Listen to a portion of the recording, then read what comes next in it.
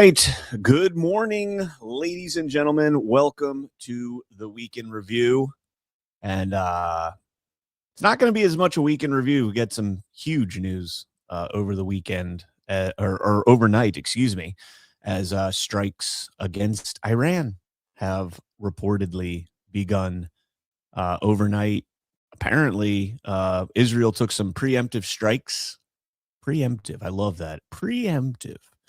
Took some preemptive strikes against Iran. The United States reportedly joining in on those. And we will unpack this all as best we can. Hugely fog of war, right? We talk about fog of war all the time, and this is literally fog of war. We have no idea what is actually going on right now. I actually saw this kind of unfolding live last night. I happened to be up at 2 o'clock in the morning, and I was seeing the tweets and everything else starting to come out, and I was like, you got to be kidding me. You've got to be kidding me. And it's all the same old, tired talking points. They can't have a nuclear weapon and, all that. And yeah, sure, I agree. But let's go ahead first and let's listen to Mr. President Trump at 2:30 a.m. put out an X post. Before we do that, guys, if you have not done so, please smash that thumbs up button as we get going here. And like I said, we'll jump over here to President Trump. Gave an address first. We'll kind of set the tone with this here. Time ago, the United States military began major combat operations in Iran. Our objective is to defend the American people by eliminating imminent threats from the Iranian regime, a vicious group of very hard, terrible people. Its menacing activities directly endanger the United States, our troops, our bases overseas, and our allies throughout the world.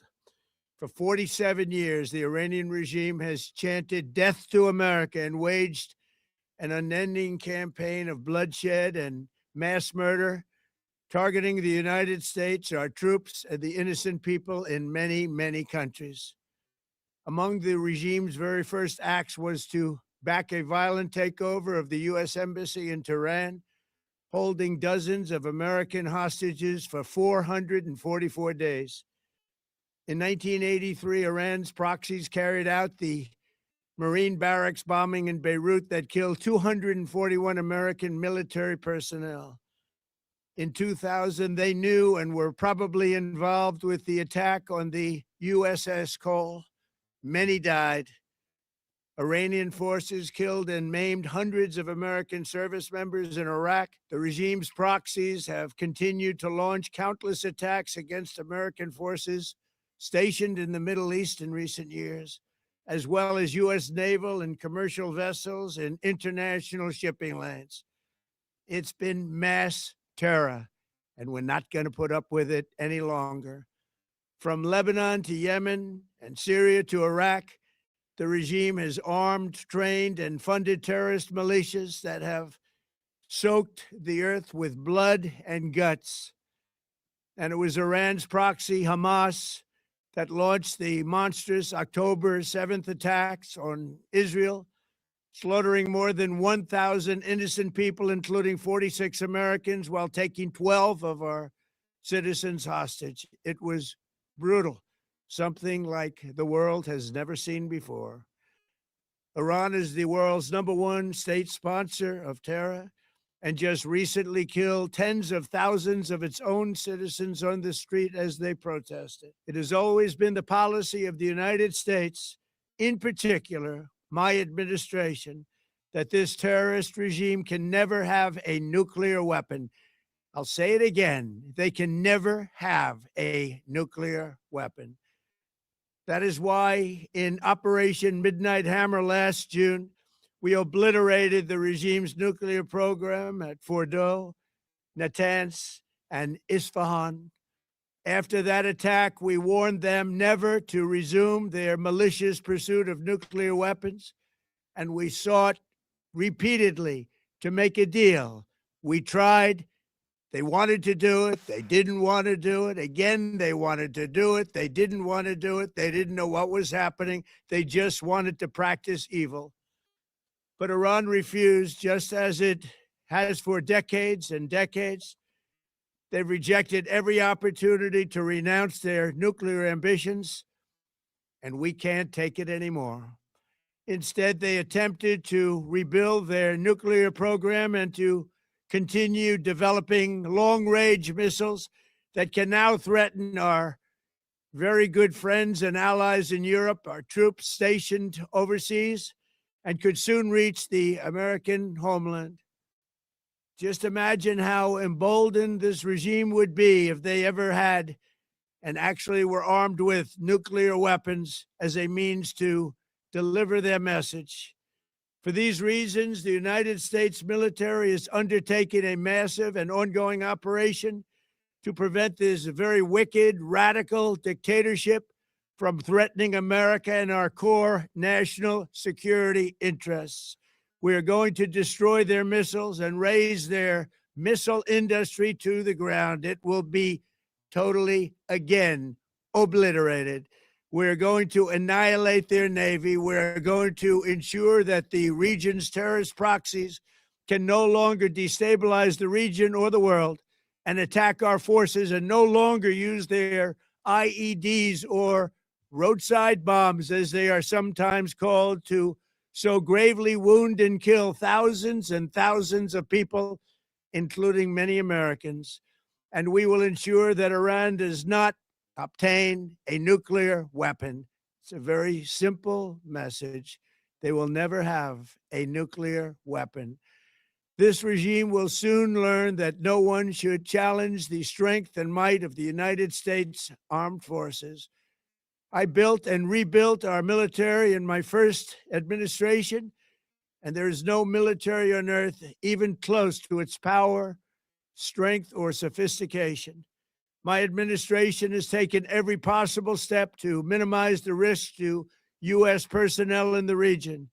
Even so, and I do not make this statement lightly, the Iranian regime seeks to kill.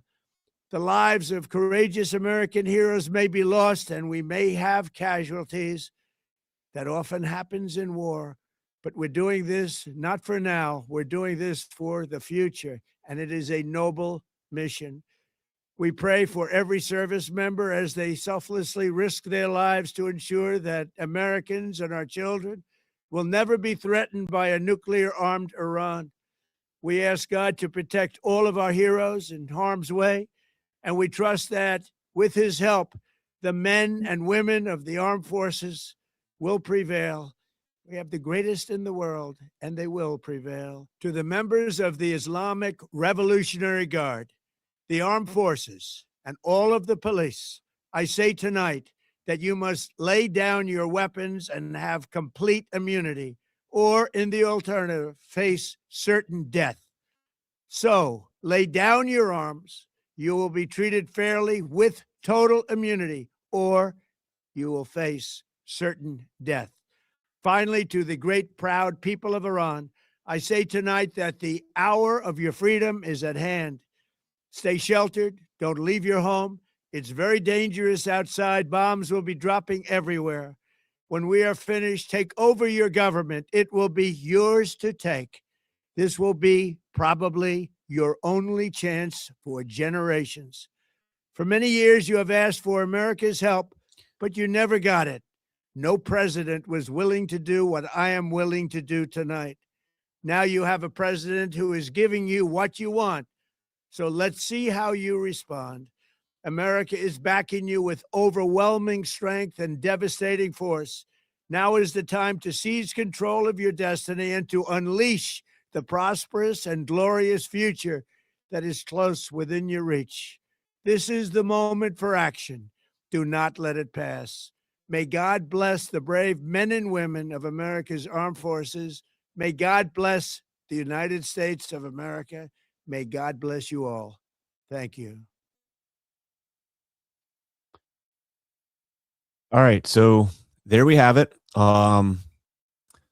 A lot to unpack in that. And And again, this is just surface level initial reaction type stuff because, again, everything's relatively fresh.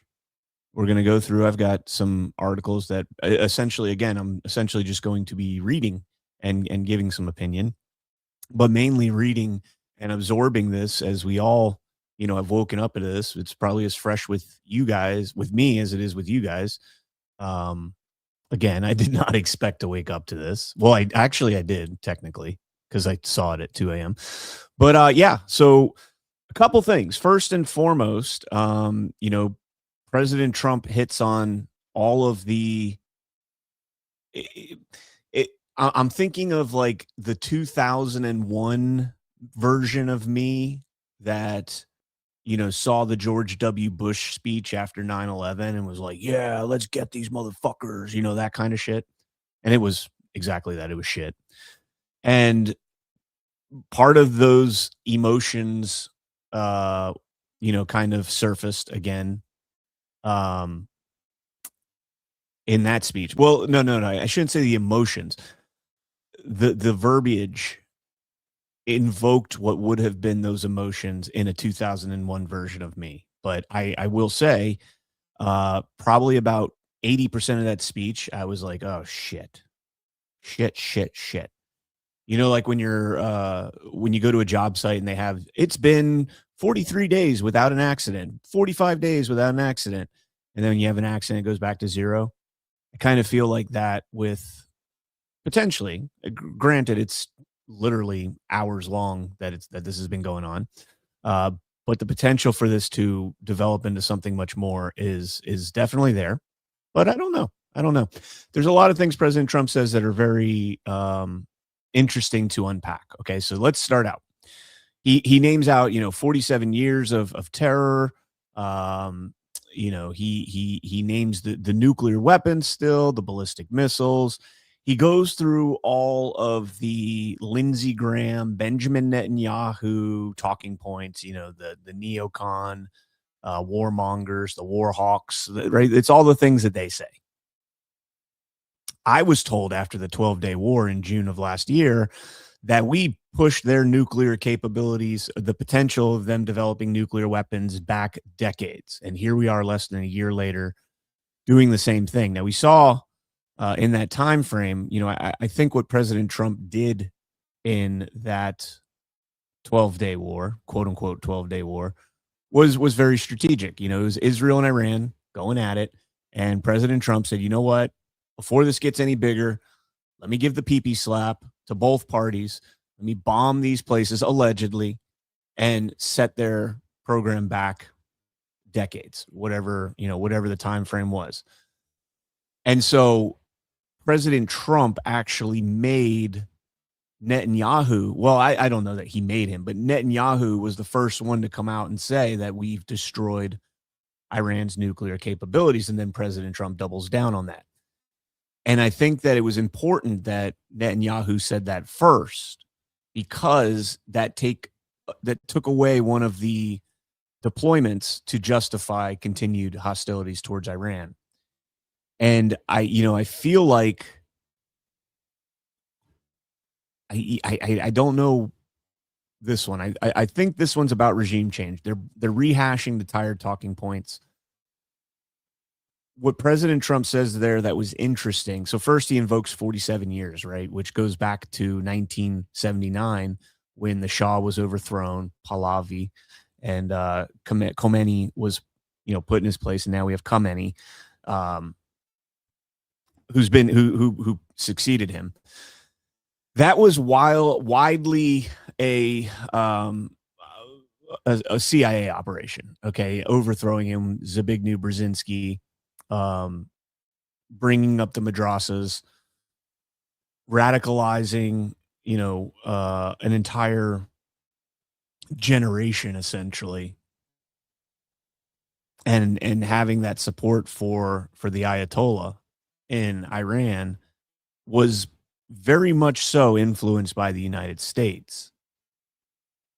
And there's a few things that we're going to unpack here that just kind of, and again, I'm not going to go too crazy on by Tuesday when we have Ghost on Badlands Daily, we should have a pretty good idea of what took place this weekend. So I'm not going to go too crazy on that. But President Trump does say, lay down your weapons and I'll give you complete immunity. That's very odd. I don't remember that. Maybe it did happen in the Afghan-Iraq wars, telling the Iraqi guard and the Taliban, lay down your weapons and I'll give you complete and total immunity. But saying that is quite interesting. And then following that up with, for the people of Iran, take back your government when we're done. It's completely yours. It's not ours. Again, when you go back to President Trump's Riyadh speech, which I think was one of the best speeches that he's ever given, actually, I think that's one of the best speeches I've ever heard in my life, not just from President Trump in general. But he mentions in that speech, he specifically alludes to the intelligence control over Iran. I don't recall if he says Iran specifically, but you can tell that that's what if right? And you can tell that that's what he's talking about, is that we have had a history of using intelligence to manipulate these nations into either being kind of the boogeyman that we can continue to drum up the military industrial complex, or we just sanction the shit out of them. And I don't know.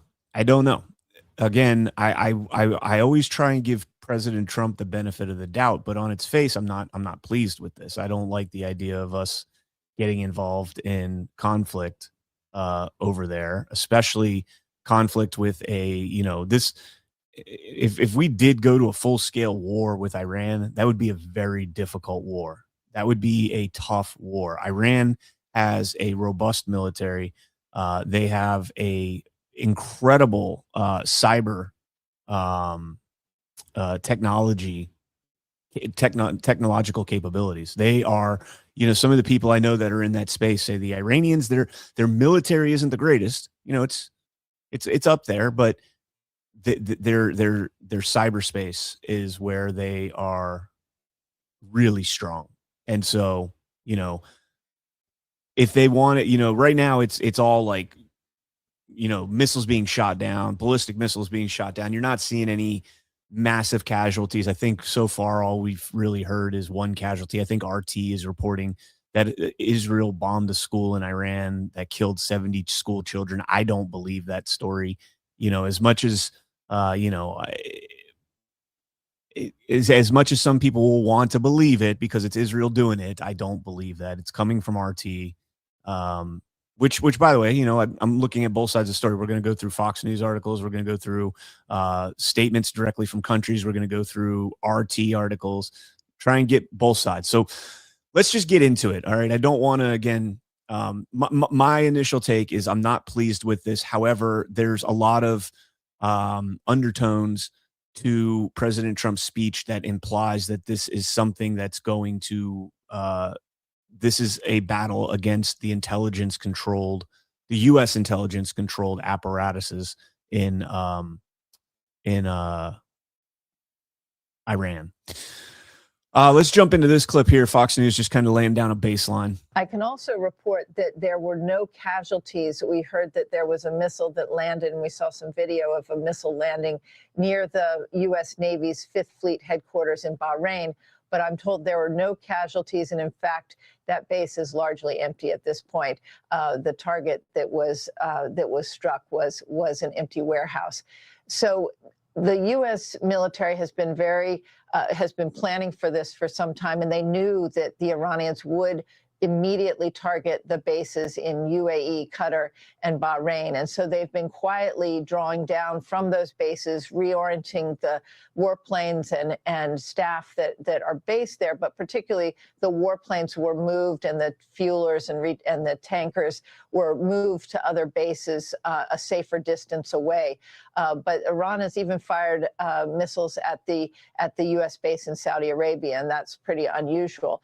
Once Iran has fired those missiles at the U.S. allies in the region, then my understanding from talking to experts and military planners is that, and to diplomats, is that those countries then will consider themselves under attack, and in defense of their own population, they then will allow the U.S. to use their air bases, their airspace. And so that is something we expected to happen, but the Iranians are sort of playing into U.S. hands by targeting bases in Saudi, in Jordan, in other areas. Griff. All right, so we've got that there, laying just kind of the foundation. I want to check real quick because President Trump is going to be speaking again this morning, and I want to cut to that when it does. So give me 1 second.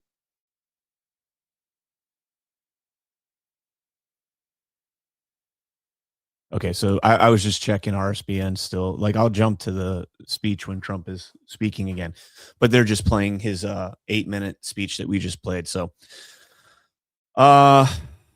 Sarah Lorca on X says, thanks for coming on this morning. People need to be reassured that we're not going into another military industrial complex war. Well, I wouldn't be so quick on that. I mean, it very well could happen, right? And we'll get into that here in a second. But again, it's not the modus operandi. It's not Trump's thing. So I think that this is very strategic and deliberate. I'm hoping, and all past evidence would suggest that. How many bases do we have in those areas? Are they striking our military bases? Yeah, we'll get into that. They have, allegedly struck our military bases. But again, it's a lot to unpack. People say they hit our base, and then it turns out that, well, it wasn't actually a base. It was an abandoned area. And this kind of goes back to Trump's first term when, Iran was like, hey, Mr. President, hey, we got to retaliate, but just listen, hear me out. The missiles, none of them are actually going to hit. It's just we're going to save face, and it's going to look like, these missiles were directed at your bases. Let's jump into this story here from RT. Again, this is the weird thing about this is just yesterday, there were peace talks between the U.S. and Iran. It says the U.S. and Iran concluded their third round of indirect nuclear negotiations in Geneva, describing discussions as the most intensive yet. The talks produced an agreement to continue technical level consultations in Vienna starting on Monday. I'm going to assume that those are probably canceled. Iranian Foreign Minister Abbas Araghchi says, quote, called the session, quote, one of the most serious and longest rounds of negotiations to date, noting that, quote unquote, good progress was made on the nuclear issue and sanctions relief. Omani Foreign Minister Badr al-Busaidi stated that discussions had concluded with, quote unquote, significant progress. The U.S. delegation was led by Witkoff and Kushner. Trump has given Iran roughly 10 to 15 days to reach an agreement, warning that, quote unquote, bad things would follow a diplomatic failure. And then it mentions at the State of the Union that he insisted that his preference remains a negotiated solution, but that he would never allow a nuclear weapon. Now, from what I'm understanding, Iran is still saying we're not going for a nuclear weapon. We're trying to get nuclear power, from what I understand. Also, the 10 to 15 days to reach an agreement is interesting. And the reason that that's interesting is because even if you go back to last week, we're still not at that time frame. And I'm wondering how much the U.S. involvement was in this. I'm trying to think of I have It's like that. It's like in the movies when you see, a partner in a cop movie or a military movie, and a guy and his team or his partner are waiting. No, you know what it reminds me of? You ever seen the Leroy Jenkins, the World of Warcraft, right? Let me play this real quick because did Israel jump the gun? It kind of reminds me of that, like everybody's staging, they're all trying to figure out what they're gonna do. They're getting ready, they're planning their potential attack and how everything's gonna work. They're getting their logistics all worked out. And then you just have the one rogue guy that just goes rushing in, Leroy Jenkins, right? That's kind of what it reminds me of. Potentially. I mean, if Trump says 10 to 15 days, we're negotiating, you got Witkoff and Kushner. I mean, they were just speaking with him yesterday. Like, how does that look for Witkoff and Kushner? Yeah, I mean, again, this more and more that would, man. Like, you know how much credibility you just take away from Witkoff and Kushner if they're over there negotiating and President Trump says 10 to 15 days and they're over there negotiating still. And, all of a sudden, as they're making some progress, all of a sudden, Iran gets bombed and everything you just said, your credibility is shot. It's garbage. It means nothing. And these are the individuals that are negotiating Israel-Gaza. These are the negotiations with, Russia-Ukraine.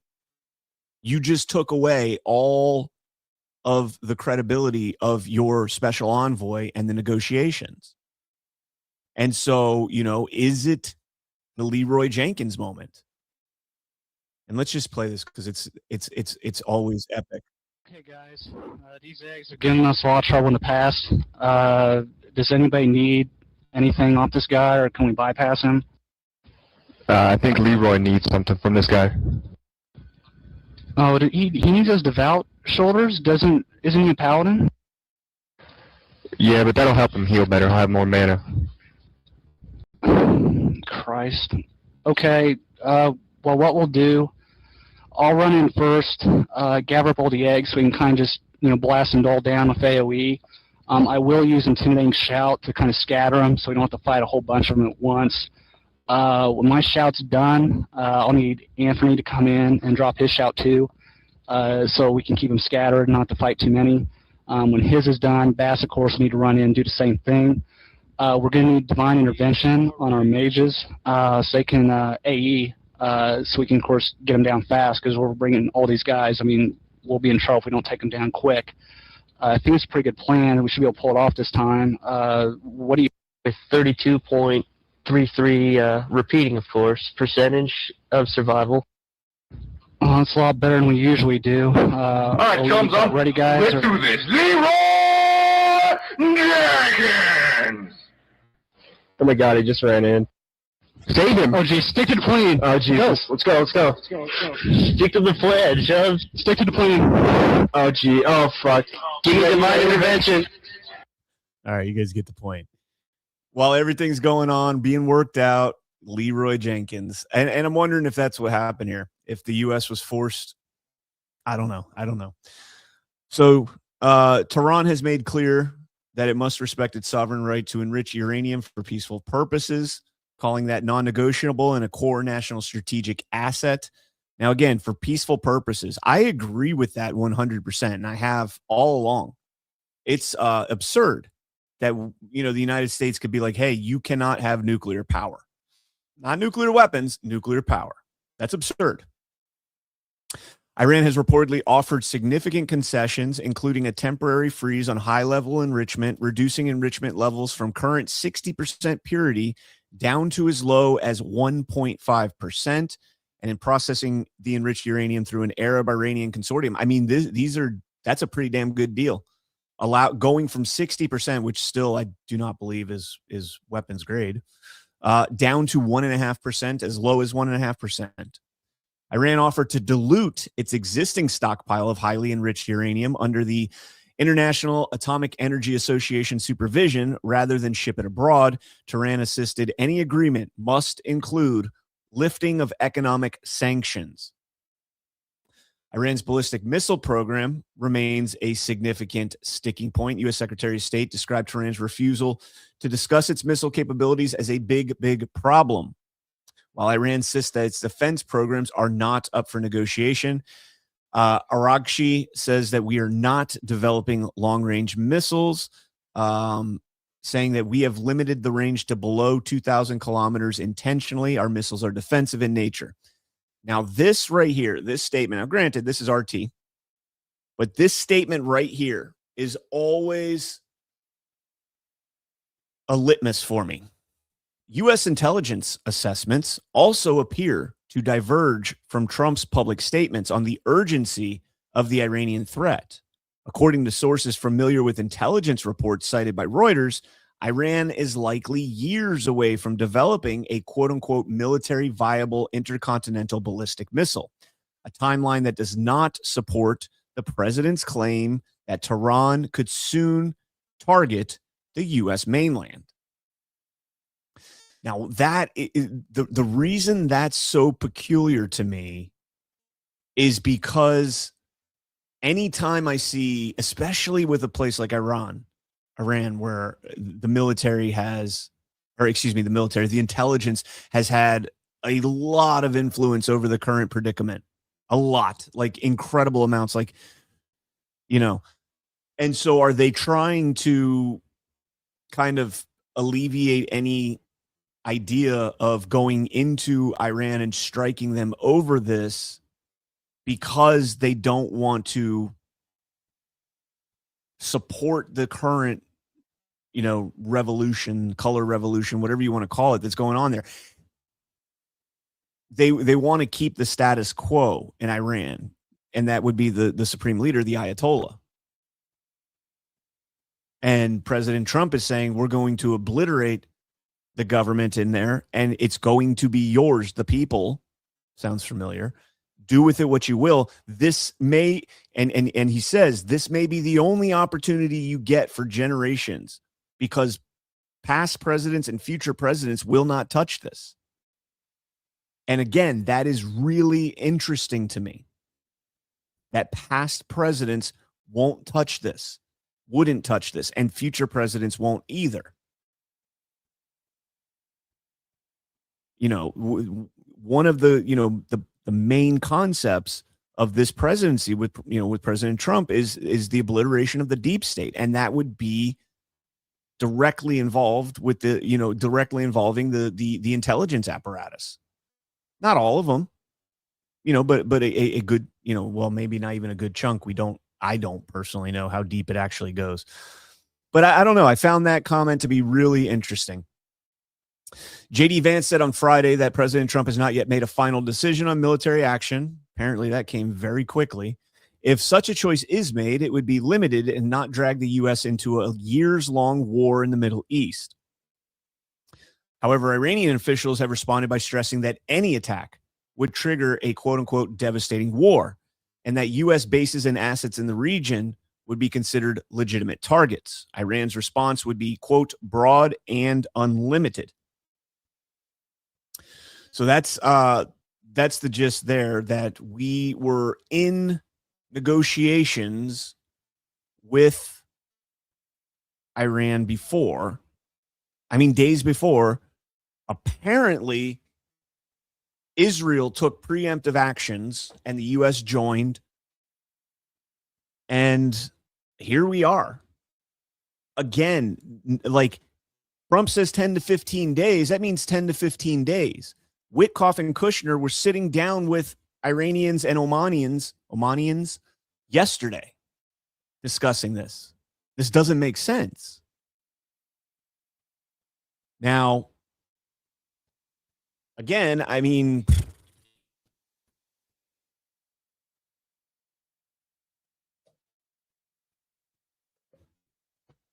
it's no secret where I stand with Netanyahu.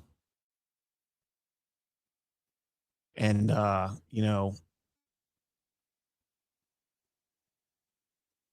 they have completely and totally discredited Witkoff and Kushner.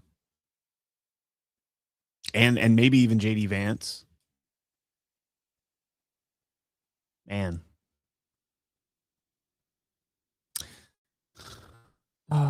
Naturally, Nikki says, unless they knew this was coming. I don't think they knew this was coming. Unless that discussion. Now, I think I understand what Nikki's saying there.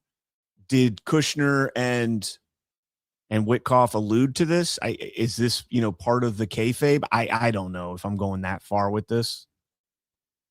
I do know that, again, going back to before, President Trump said, let me see if I can find that clip.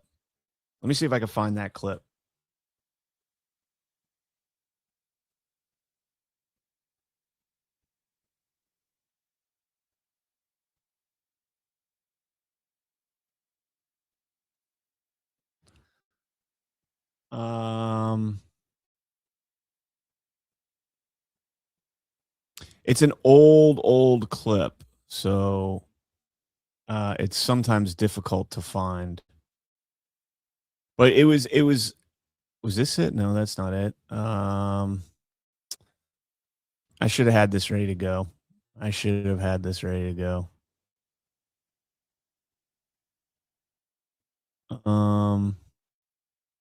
Let me go to under 3 to 20 minutes. Let's see. Let me see. Twitter's probably better than X at finding this. I'll pull it up so you guys can see what we're doing. Israel has the right to defend itself. Of course they said that. Of course. There you go. 8 hours ago. Israel has the right to defend itself with a preemptive strike. What does preemptive mean? That means you're taking the first action. Again, this is the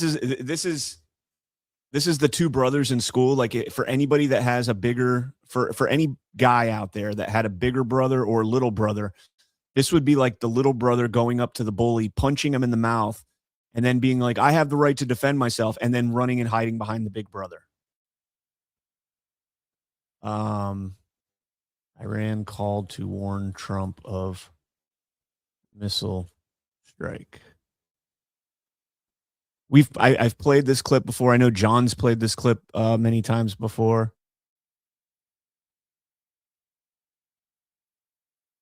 And of course, everything's going to be flooded with this strike here. So you guys know what I'm talking about. If somebody knows where that clip is or has that clip saved somewhere, it'd be epic.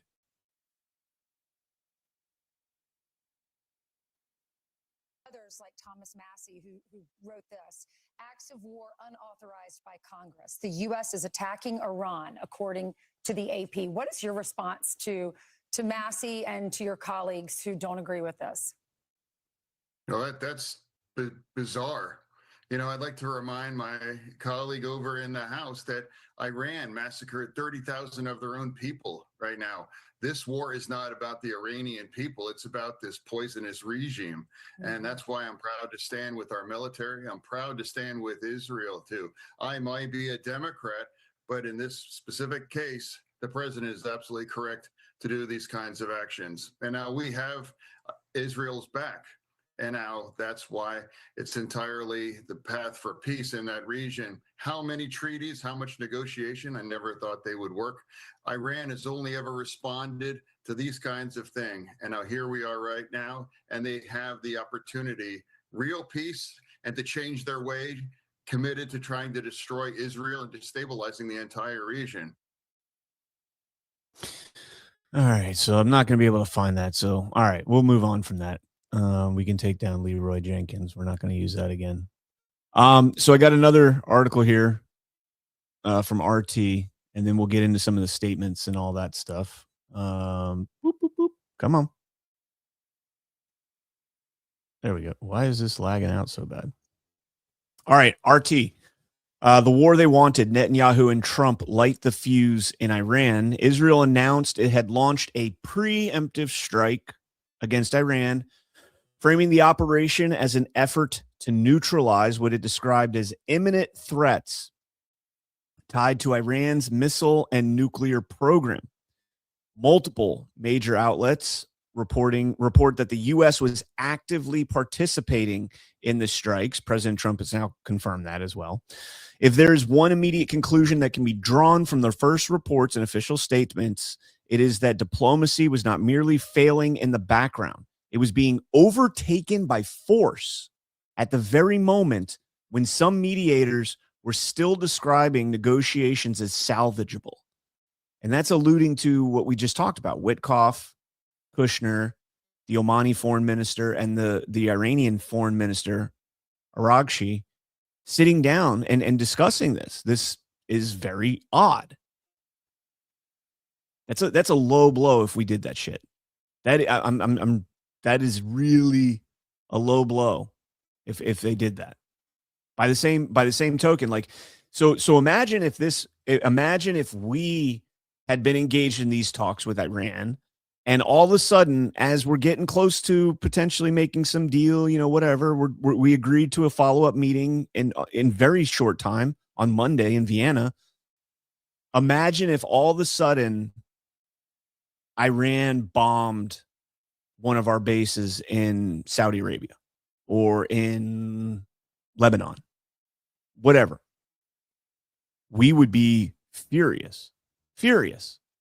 And so, again, the timing on that's very odd. Saturday morning's coordinated strikes, described by Israeli officials as planned for months and coordinated with Washington, point to a different reality, one in which the political leadership in Washington and West Jerusalem had already chosen coercion over compromise and selected a date weeks in advance.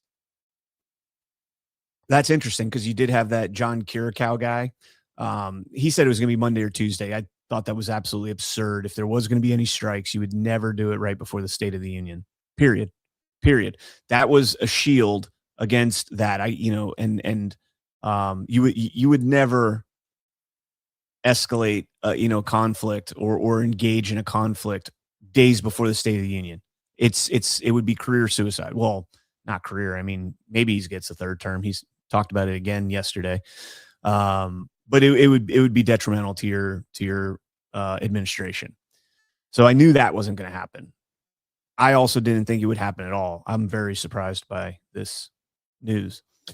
The question has been whether the leading Western and Israeli decision makers truly sought a negotiated framework that would trade limits and inspections for sanctions relief, or whether they viewed any durable agreement with Tehran as strategically undesirable because it would stabilize Iran, normalize parts of its economy, and reduce the justification for continued pressure. I mean, that is a pretty good analysis. This is an analysis piece, by the way. I should have clarified that. Let me read that again. The question has been whether the leading Western and Israeli decision makers truly sought a negotiated framework that would trade limits and inspections for sanctions relief, or whether they viewed any durable agreement with Tehran as strategically undesirable because it would stabilize Iran, normalize parts of its economy, and reduce the justification for continued pressure. All of that is what President Trump alluded to in his Riyadh speech, trying to lift the sanctions and lift these nations up economically and kind of give them their own sovereignty, stay away from U.S. influence, intelligence influence in these, in these countries, which we've been doing to Iran for almost 5 decades. Explosions were reported in Tehran and other locations, and Israel said it struck Iran in what it called a preventative move. The little brother beating up the bully or punching the bully in the face and then hiding behind the big brother and saying, but he was going to beat me up at some point. Oh.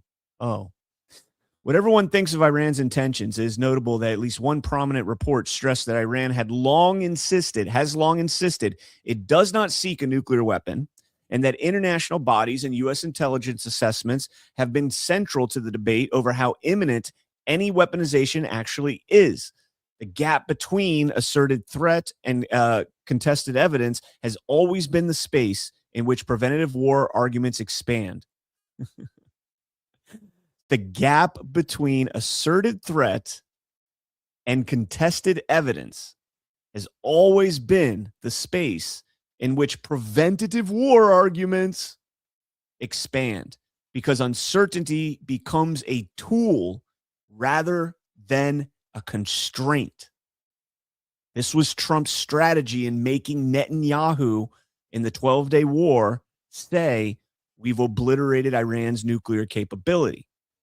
Takes that off the table. But apparently we can go back and make shit up. We took it off the table in June. Out for decades. Set them back years and years and years and years. Well, except now it's 1 year later and they've got it back already. Allegedly. But that's the gap between asserted threat and contested evidence. And that is where the preventative war argument expands. That is one of the best sentences that I've read in a long time. That is a really good sentence. I might, let me highlight that in a different color so I know, come back to that. There we go. Oh, hey, I didn't want to do that. What did I click on? British planes in the sky after U.S.-Israel strike. Great. We're going to get Britain involved now. Iran's response began quickly. Multiple reports described Iranian missile and drone launches towards Israel. This retaliatory phase signals the strategic logic Tehran is likely to follow if it concludes the U.S. has crossed the threshold from supporter to co-belligerent. In that case, Iran's deterrence doctrine typically shifts from symbolic retaliation to a wider target set designed to impose costs on American regional posture. Now, when President Trump, everything is optics, right? At the State of the Union, and so following the, let me go back a little bit further. Following the Maduro capture, I think it was an extraction. Call it a capture, call it a raid, whatever you want to call it. I think it was an extraction. Could there still be resistance? Absolutely. Are there forces in there that did not want Maduro to leave, did not want to see Maduro going? Yes, for both, because they're loyal to Maduro and also because, and they might not be read in, and also because they want Maduro there because they don't want him talking to U.S. authorities. That's my take.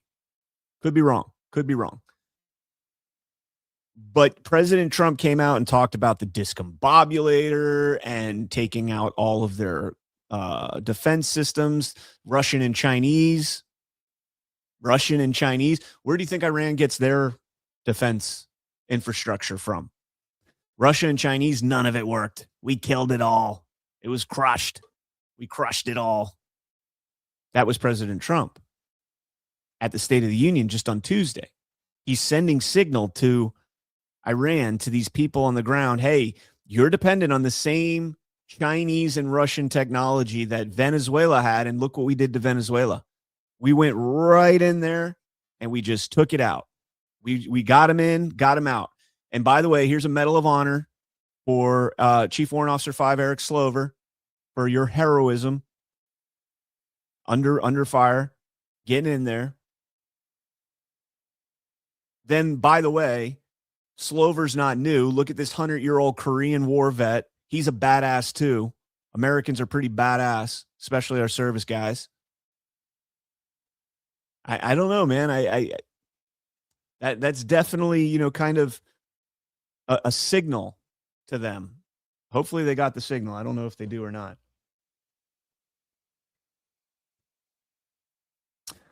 All right, let's jump back in. Now, I read this because these are two different scenarios that this author outlines, actually three, and I think these are pretty good. And the first one sounds more like the logic that I've adopted, the thought process I've gone through with this. An optimistic scenario assumes that the current U.S.-Israeli operation remains limited, lasting only a few days, and that Iran's retaliation remains calibrated, severe enough to claim deterrence, but not so extensive that it forces Washington into an expanded war plan. In this reading, back-channel diplomacy would restart quickly, perhaps through Oman or other intermediaries. Wouldn't that be something if Trump came out and he's like, by the way, if President Trump came out and was like, by the way, the meeting in Vienna on Monday is still on. That would be signal.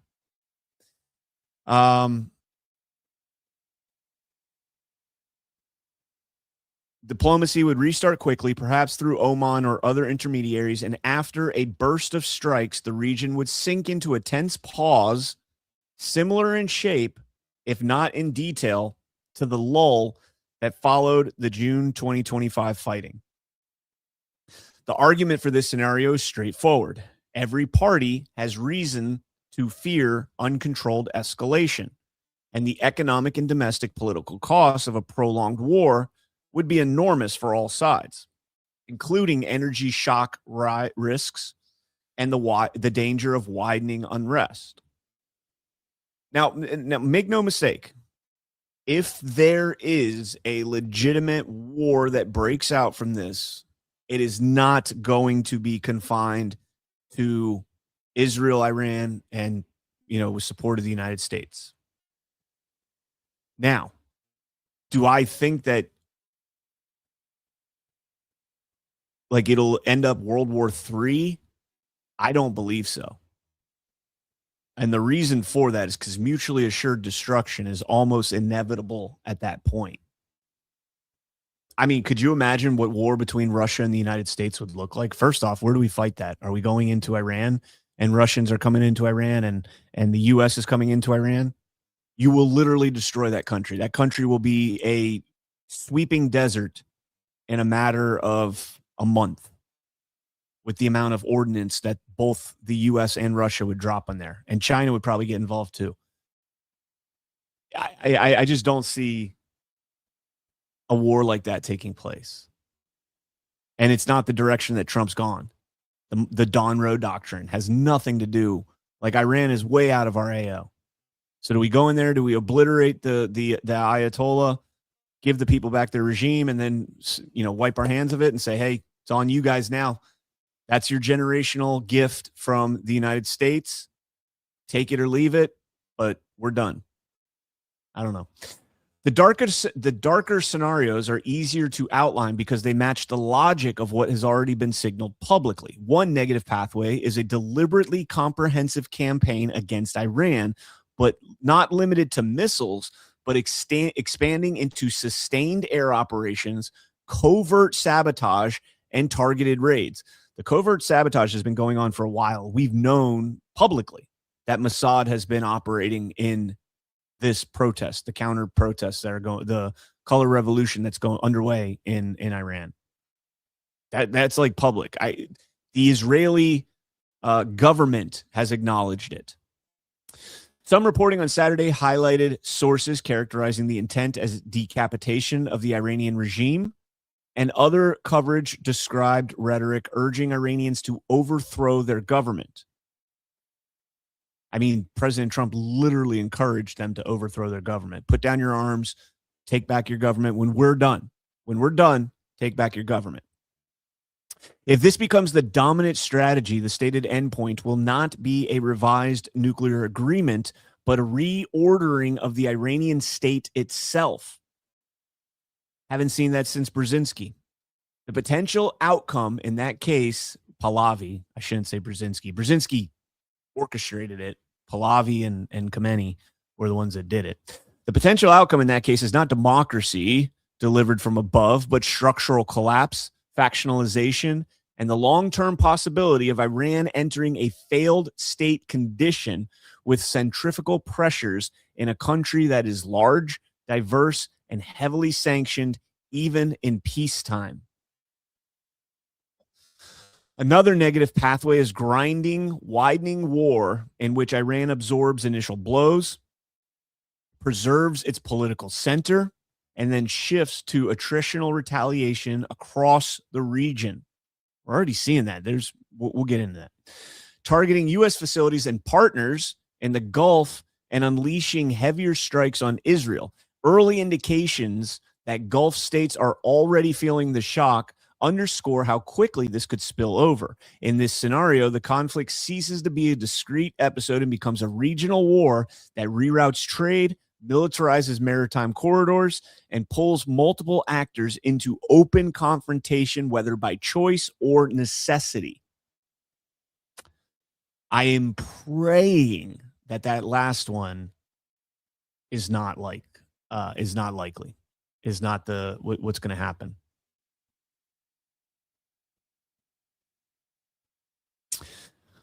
Nikki says, I don't think Trump would have done this if there wasn't at least a chance for the Iranians to take control of their lands back from the religious extremist overlords. I agree with that. And that's why I said that was the part that was the kind of the beacon for me. That was the signal in that speech. Lay down your weapons and I'll give you complete and total immunity.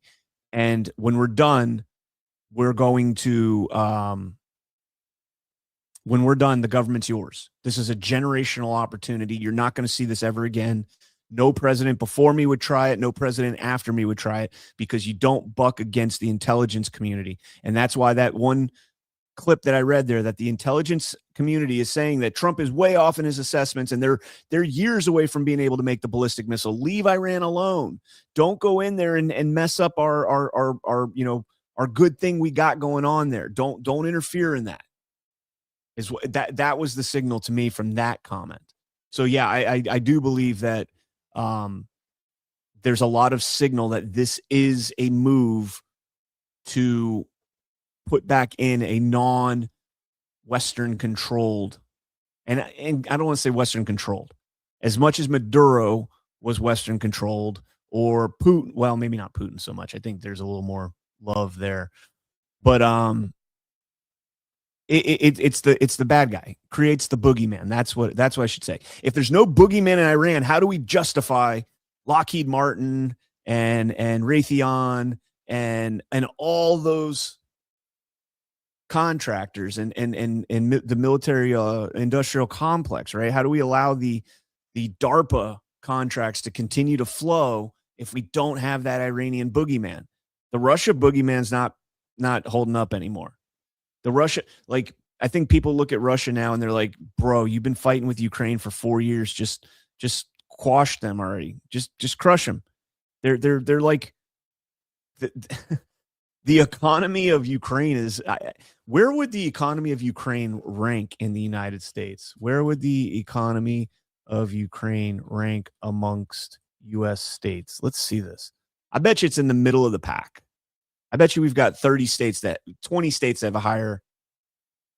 The economy of Ukraine has 190 billion. It would rank 25th. I said middle of the pack. There it is, 25th. Think about that. Russia's been at war for 4 years with a country whose economy is 25th in the United States, not in the world, in the United States. It says Texas has the largest state has the $2.8 trillion GDP. California's 3.7, New York 2.2 trillion. While Ukraine's economy is substantial on a global scale, it is smaller than any U.S. state in absolute terms. Yeah. So again, they need that bad guy, right? And the bad guy right now is Iran. We had Iraq, we had Afghanistan. That didn't last. Well, it did last. It lasted 20 years. It bought them 2 decades, trillions of dollars. But it's gone now. And they need the new Baba Yaga, as the Russians call it, or at least that's what John Wick told me. And that's been Iran. And so if Trump goes in there and eliminates that threat and eliminates the symbolism of the Ayatollah in the minds of, the warmongers here in the United States, then what? Who do you pivot to then? China? Sure, you can go to China. Again, military buildup against China is like absurd. Again, China, like war with China, the U.S. going toe-to-toe with China would just earth-ending. Mutually assured destruction. So you fight through the proxy states. Taiwan maybe being one of them. I don't know, man. Between these poles sits a muddled middle scenario. I like this one. And in many ways, it may be the most realistic. It is the scenario of partial escalation and partial restraint, in which both sides keep striking, but also keep searching for exits, alternating between punishment and signaling. This kind of conflict is unstable in its own way because it depends on constant calibration. And calibration is exactly what becomes hardest when casualties mount. misinformation spreads, and domestic audiences demand revenge. Dude, this assessment is really good. Really good. Like, this is a good writer. Who is this? Murad Sadzad, president of the Middle East Studies Center, visiting lecturer, HSE University, Moscow. This is a good article, very well written. What should be emphasized, above all, is that Saturday's events have lowered the threshold for disaster. The region has moved closer to the point where a single misread radar track, a single mass casualty strike, or a single attack on a critical choke point could force leaders into a decision that they did not plan to make this morning. It's a fascinating article. Really well done. Really well done.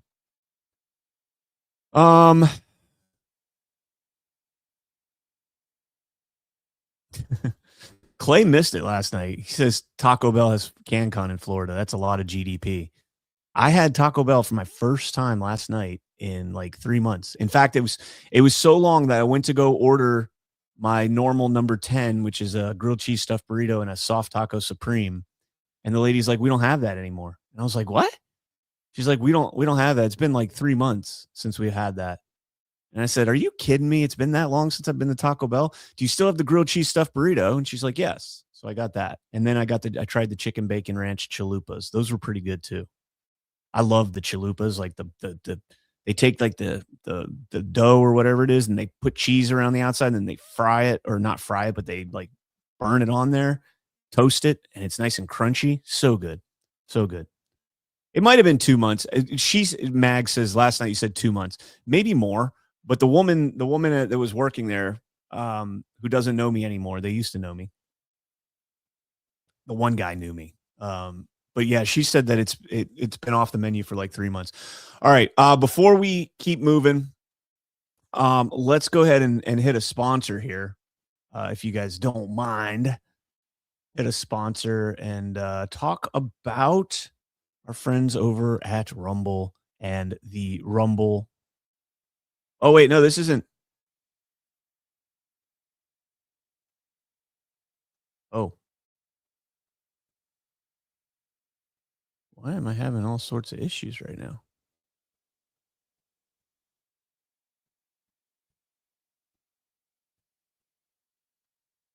Stand by 2 seconds. You're making me hungry for Taco Bell. I'm always hungry for Taco Bell, but you have to resist the urge. You have to resist the urge. All right, there we go. Guys, they can cancel your accounts. They can freeze your cards, decide what you're allowed to buy, say, or support. Big banks and financial institutions have total control over you, and they use it. And that's why financial independence now matters more than ever. Introducing Rumble Wallet, a wallet built for freedom. Real freedom. With Rumble Wallet, you control your money, not a bank, not a government, and not a tech company. You can buy digital assets like Tether Gold, I love gold, and Bitcoin in one secure place. No permission, no middleman, no cancel button. And when you want to support the creators that you actually believe in, you can use the Rumble Wallet to directly tip content creators securely, instantly, and without interference using the Rumble Wallet app. This isn't a credit line that they can shut off. It's your wallet permanently. It's your future. Yours to protect your future, protect your family. When the system fails, when the institutions turn on their own people, financial sovereignty is the difference between security and vulnerability. Rumble Wallet isn't about politics. It's about freedom, ownership, and protecting what's yours. So take control today. Download the Rumble Wallet now and step away from the big banks for good. True ownership, true protection, true financial freedom. All right. Thank you to Rumble Wallet. Click the link. It's pinned up there at the top. And let's keep going. I'm not going to do the British plane story. This is the RT also pointing Israel strike kills 70 school children in Iranian city. 70 students have been killed in an Israeli strike on a girls' primary school in the city of Manab in the south of Iran, the country's news agency Fars reported Saturday. Media reports emerged that Iran has targeted several U.S. military facilities across the Middle East, including the 5th Fleet Support Center in Bahrain, a base in Iraqi Kurdistan, Al Udeid Air Base in Qatar, Ali Al Salam Air Base in Kuwait, Al Dhafra Air Base in the UAE, Muwafaq Al Salti Air Base in Jordan, and Prince Sultan Air Base in Saudi Arabia. Israeli media also reported that roughly 35 missiles were launched towards Israel, with one person reportedly injured. Man, one person. 35 missiles, one person. It's almost like all the money that these defense contractors, these defense industries are being paid, technology firms, their missiles aren't very effective. They maybe they're not trying to kill people. They're just trying to destroy things, but probably not. Again, I need to find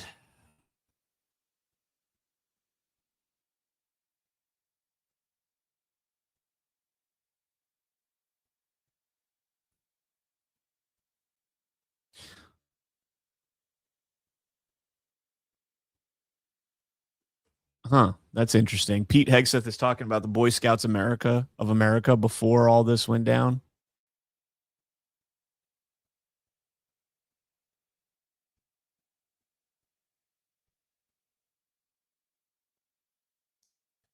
Sorry, guys. I'm trying. I gotta find this Iran clip now.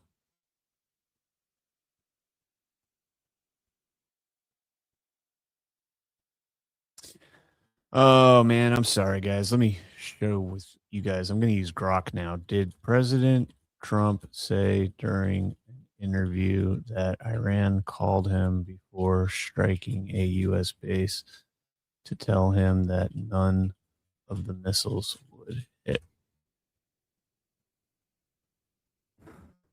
It's going to say no. Watch. Yes. Oh, it did say yes. Okay. So here we go. So now I can get it for you and play it. Here we go. Here we go.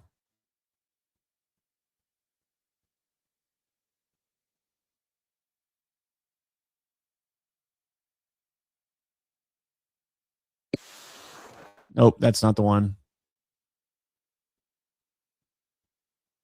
Son of a bitch. All right. I'm not going to be able to find this. So let's keep going. Fog of war. Let's jump over to Fox News and see what all the world leaders are saying. Canada's Prime Minister Mark Carney and Foreign Minister Anita Anand voiced firm support, saying, quote, Canada supports the United States acting to prevent Iran from obtaining a nuclear weapon and prevent its regime from further threatening international peace and security.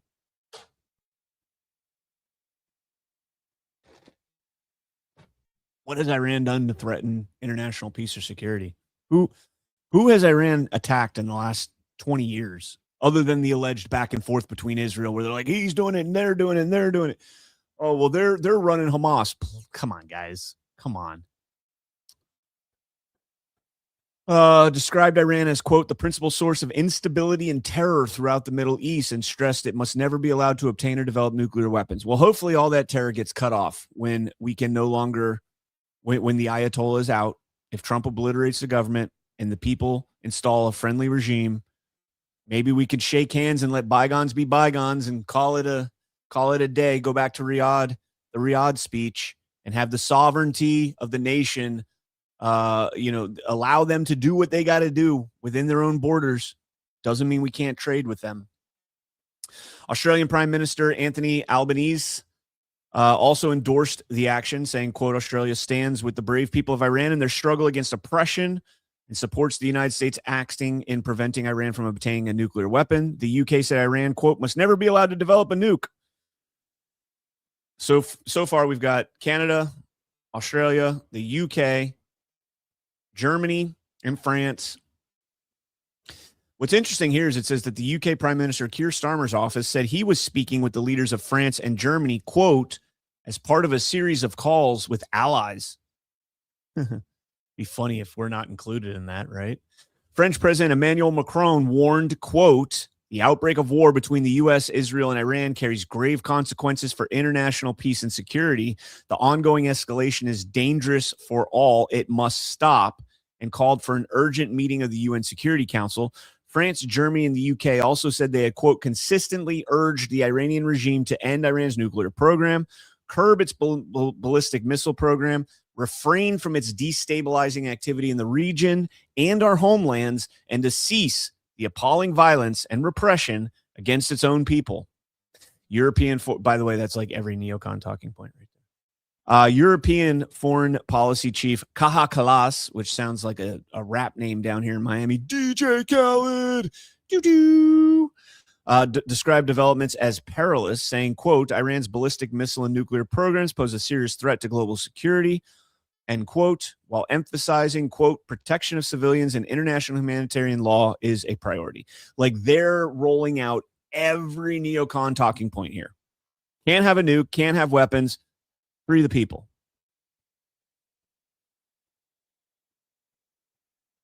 Free the people.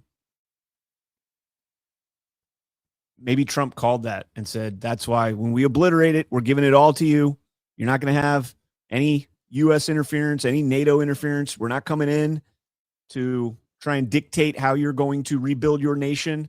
We will obliterate the Ayatollah and the supreme leader, and then the rest is on you.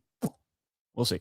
Spain openly rejected the strikes, which is fascinating. If you've been following the Venezuela story that we've discussed with Colonel Towner, Spain has a very interesting relationship with Venezuela, who in turn has a special relationship with Iran.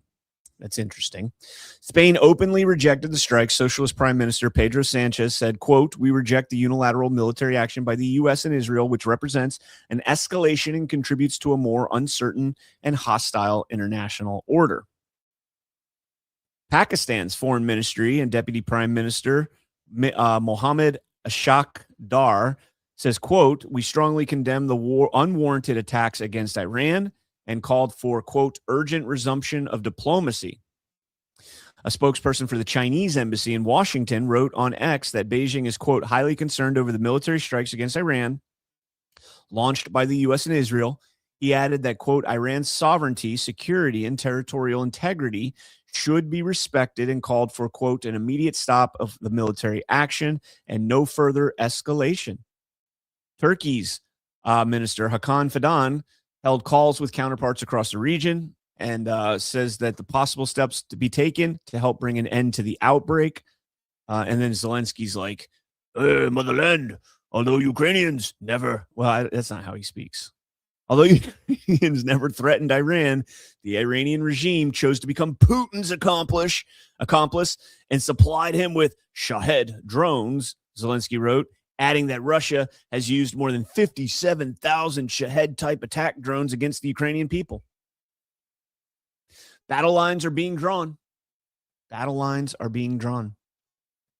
We've got this here from the United Arab Emirates, their statement put out on X. The UAE announces successful interception of several Iranian missiles targeting the country. The Ministry of Defense, so that's fascinating, by the way. That's fascinating. Iran didn't just retaliate against Israel. Somehow Iran puts the UAE and other countries in the same bucket as Israel, or is it flyover?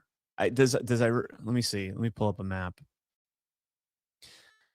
I'm not sure exactly what countries a missile from Iran to Israel would fly over. I know Iraq for sure. Let me see if I can get this map up. Here we go. Hey, nope.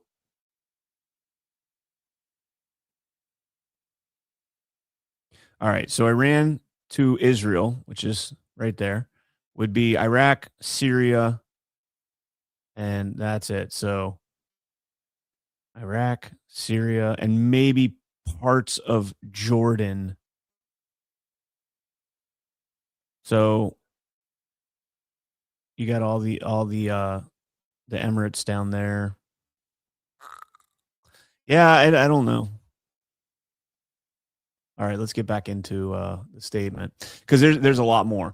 The Ministry of Defense announced that the United Arab Emirates was subjected today to a brazen attack with Iranian ballistic missiles, which the UAE Air Defense handled with the highest efficiency, successfully intercepted several of the missiles.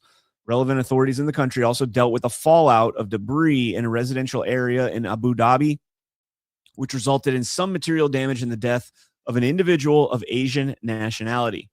The competent authorities confirmed that the security situation in the country is under control, and all concerned parties are monitoring developments around the clock. The ministry condemned this attack in the strongest terms, affirming the country's categorical rejection of targeting civilian facilities, blah, blah, blah. Ministry affirmed it is on high alert and readiness to deal with any threats, and that is taking all necessary means to firmly counter everything that targets the disruption of the country's security and stability. Next up, we've got the Saudis.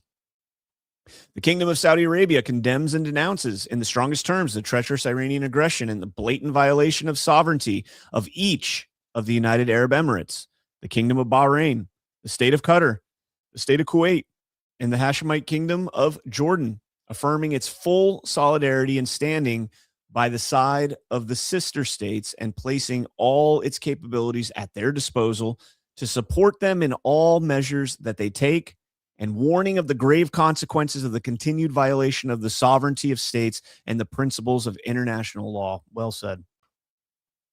I think that's very odd that Iran went and kicked the hornet's nest with this one. Statement from Qatar strongly condemns the targeting of its territories and those of its sister states and affirms its right to respond.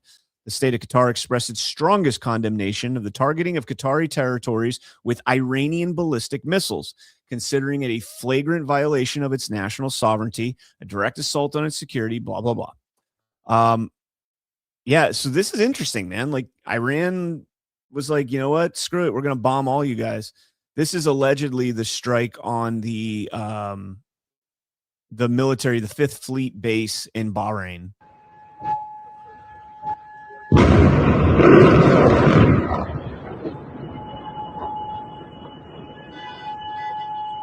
What the fuck?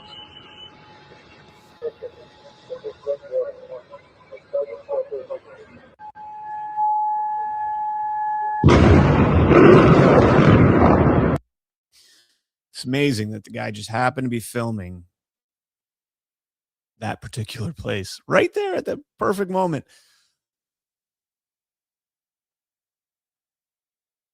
When people, I don't know how big the Fifth Fleet's base is in Bahrain. If there's anybody in the chat that's ever been stationed there, let me know. What do we got? About almost 600 people in the chat. If anybody's ever been stationed there, let me know. But, you know, other buildings, other bases, I should say, are huge. Like, that could just be, and there's already reports that it was an abandoned building, which is, again, tying back to, this is why I'm trying so hard.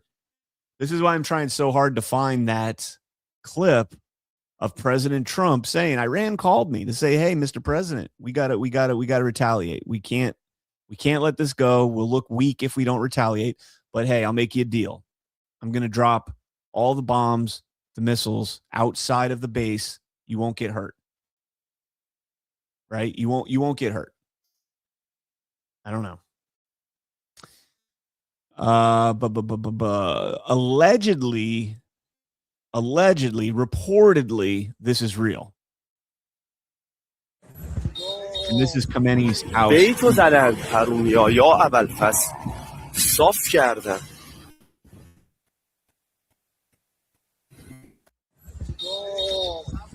بیتو زدن حرومیا یا ابوالفضل صاف کردن. If that is real, that is a big strike. Also, if that is real, Khamenei might be decapitated. Although they did say that he's been moved to safety. Let me see if we have anything else. We still don't have President Trump speaking yet.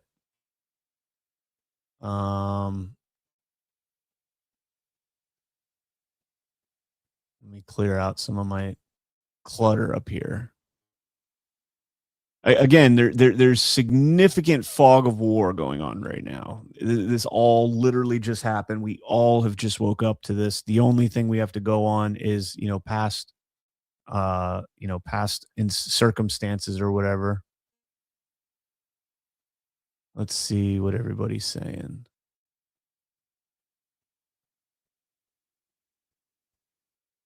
Why does it keep wanting to show me a handmaiden wearing eggs or holding eggs? What is this?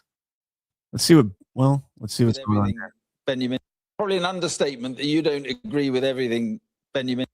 So this is I don't remember the guy's name, but he's the opposition to Netanyahu's party. Yair Lapid.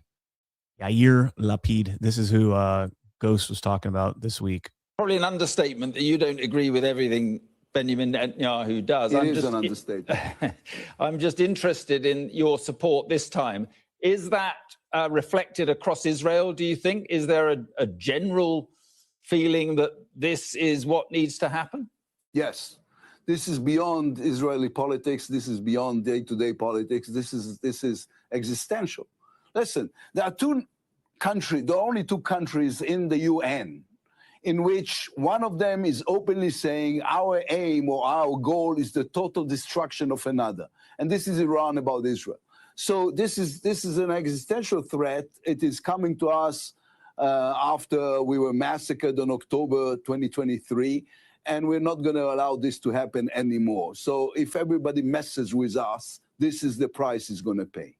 And when Iran says, as it has in the last half an hour or so, that these are our sort of scrap missiles, we've got unforeseen weapons to unleash on Israel, what's your level of concern? Well, I am concerned. I have children and grandchildren here, and I care about my people. And but I wouldn't go too far in believing them with. I mean, it's their way, a very Middle Eastern way of throwing threats into the air in the hope that somebody will get really frightened and make mistakes. We are strong. The Israeli army is strong. We got the strongest military power in the world, which is the American Army and Navy behind us. And even the people of the region are losing patience to Iran. So I think this is an opportunity for us to get rid of this horrible regime. And just finally, isn't the truth that Benjamin Netanyahu he wasn't interested in diplomacy at all. He always wanted to persuade Trump to go along with an attack like this on Iran?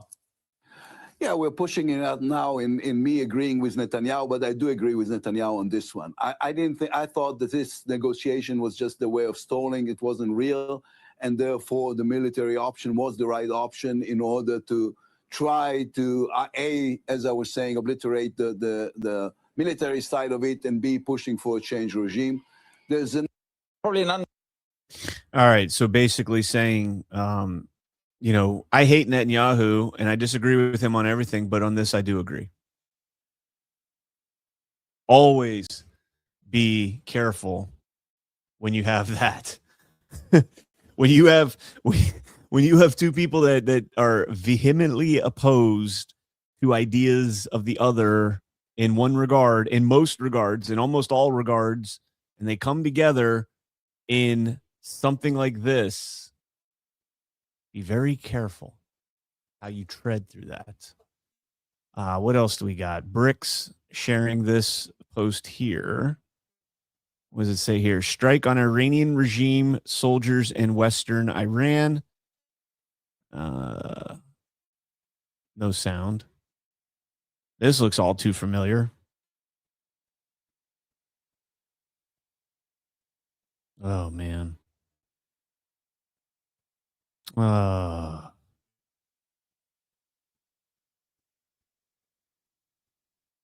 Fuck, man.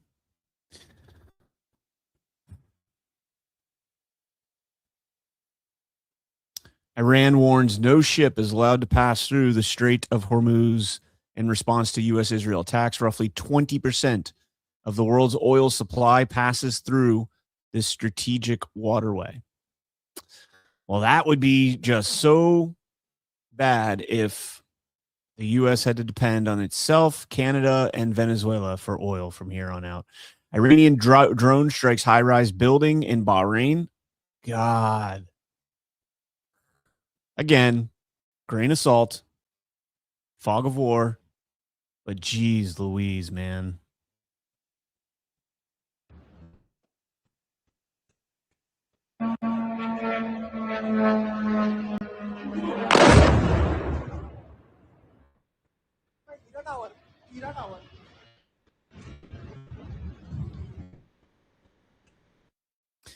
I mean, it's got to be a targeted facility, right? Iran says it will unveil weapons you have never seen before. Trump should know we are equipped with the most advanced capabilities to fight you for years. Let's see this guy. You look very intimidating, sir. You look like Kenny Rogers meets Colonel Sanders.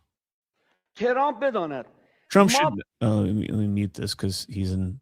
Trump should know that we are equipped with the most advanced capabilities today to fight with you for years. Almost like at the start of the war, we used whatever we had in storage, but as it continues, we will launch our strongest missiles.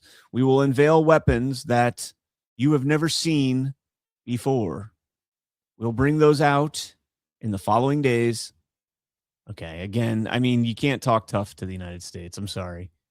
We spend more in defense spending in 1 year than their entire GDP for like 3 or 4 years. That's not how you're not going to threaten somebody. That'd be like having a little RC car and going up to a Lambo owner and being like, I can beat you top end. And the Lambo guy's like, I can do 230 miles an hour. And the little car's like, yeah, but I've got a lot of money that I put into this, and you don't even know what I've got. Dude, it doesn't matter. This is just absurd. All right, I'm bored on this.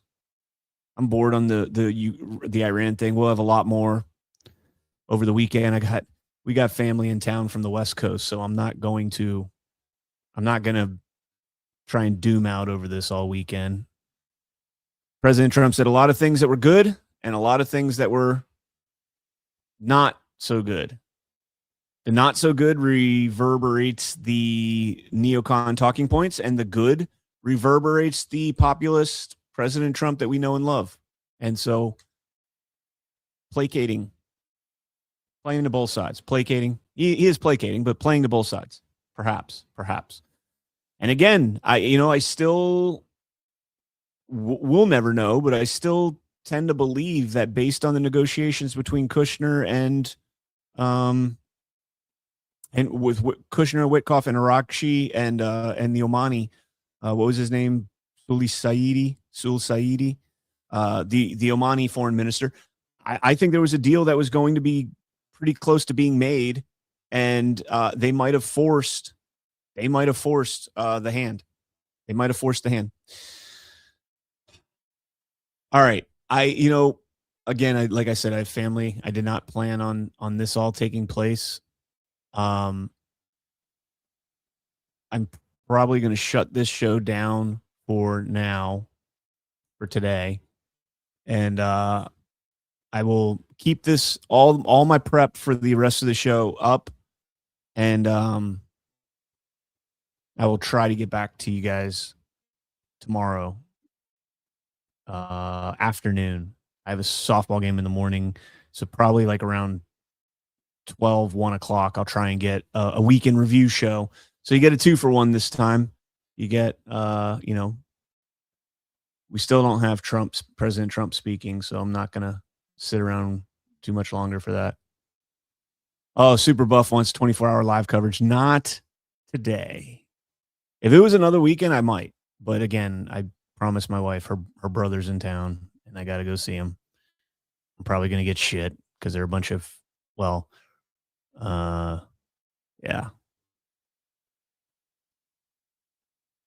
All right, guys. God bless our troops, man. God bless our troops. God bless the IDF troops. God bless the Iranian, the IRGC, and all their troops. All the people that are pawns in this move of kings. God bless those people. And yes, that does include the IDF troops. They don't, they're not corroborators in this. They're not conspirators in this. Let me jump into, I did not pull the rants up again because I'm so stupid, but I can go up to the top. Huck Fillery, couple pledge bucks. Couldn't get to all the vids. Oh, let me pull this up. Couldn't get to all the vids this week. Rant, had to show my driver's license, not the passport ID, to check in to a hotel in California for the address. I was and still am pissed. Yeah, but that's only for voting. Passport ID, your driver's license is fine. Thanks, Huck. Seaside Lady, thanks, Brian, for all you do. Thank you so much. Appreciate that.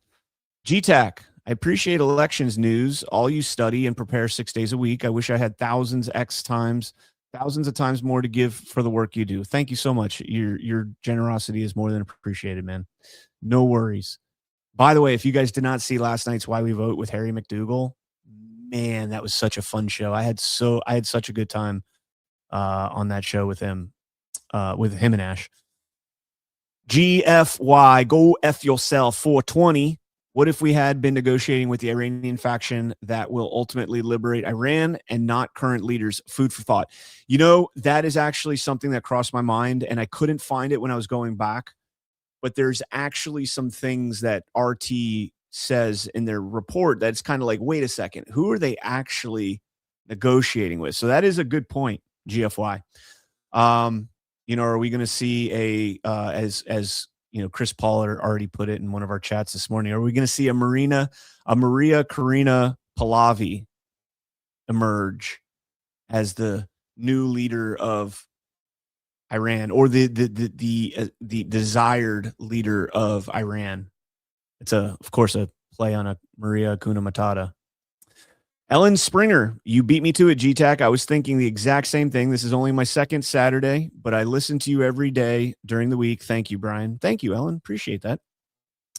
Smay 60, last of my payday generosity, but can I contact you about Nam and send you pics? Alpha won't give me his email address. Alpha is very public with his email addresses, as am I. cancon@cancon.net. Again, I check my emails like twice a week.